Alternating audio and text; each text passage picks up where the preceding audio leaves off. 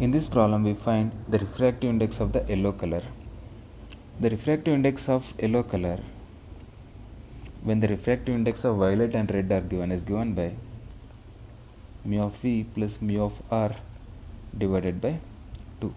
So this is equal to 1.6 plus 1.53 divided by, so this is equal to 1.565.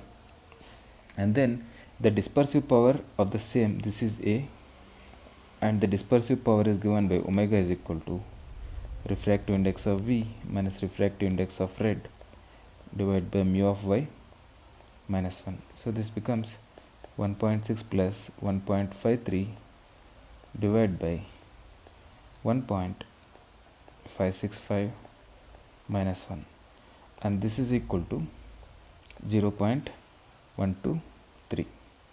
This is the answer.